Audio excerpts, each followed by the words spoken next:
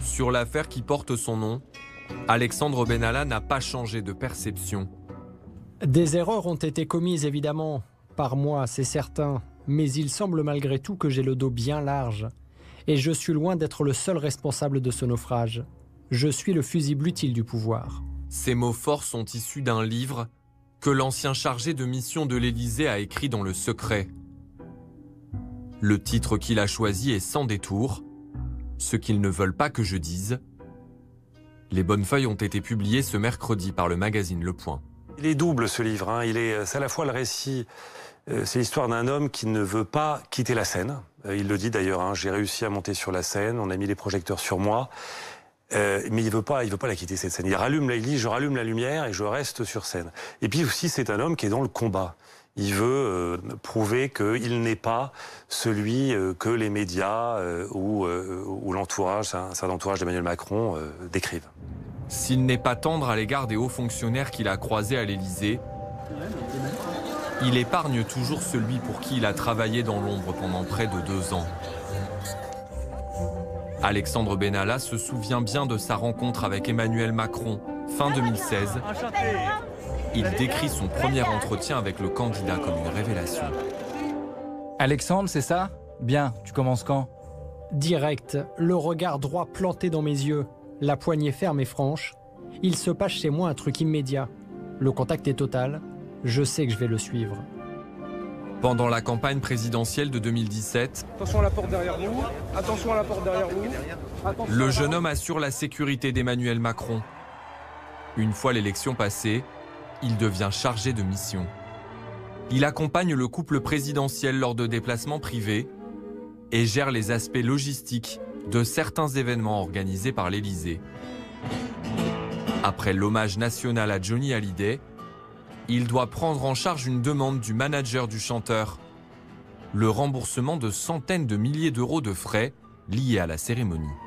Parmi les justificatifs de dépenses se trouvent pêle-mêle les factures des fleuristes qui n'ont pas lésiné sur la commande, des notes d'hôtel pour le logement de tous les invités.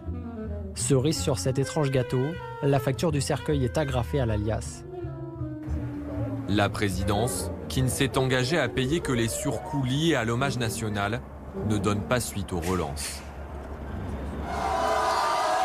Alexandre Benalla est aussi aux premières loges d'un autre événement très commenté.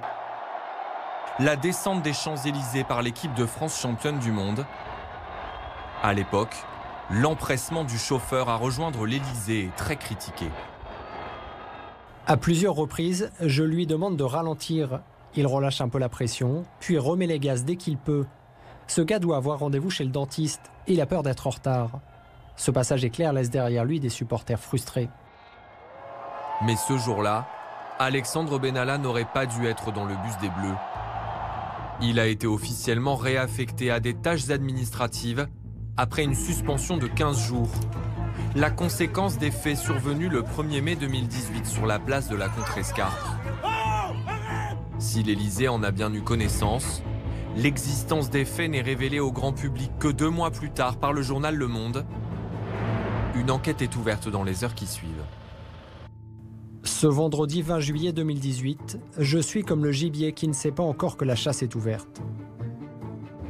Convoqué par la police judiciaire, le trentenaire passe un coup de fil à un très proche du président, Ismaël Emelien. Ismaël, je vais y aller. D'accord, on regarde de notre côté si tu démissionnes ou si on te licencie. Et pour la vidéo, je dis que c'est toi? Oui, tu leur dis bien que tu me l'as donnée. Allez, courage vieux. La vidéo évoquée, c'est une copie de la vidéosurveillance de la place, obtenue auprès de la préfecture de police. Alexandre Benalla a notamment été mis en examen pour s'être procuré ces images. En rapportant cet échange, cherche-t-il à impliquer Ismaël Emelien, aujourd'hui parti de l'Élysée? Le livre semble bien être un moyen de faire entendre sa version des faits.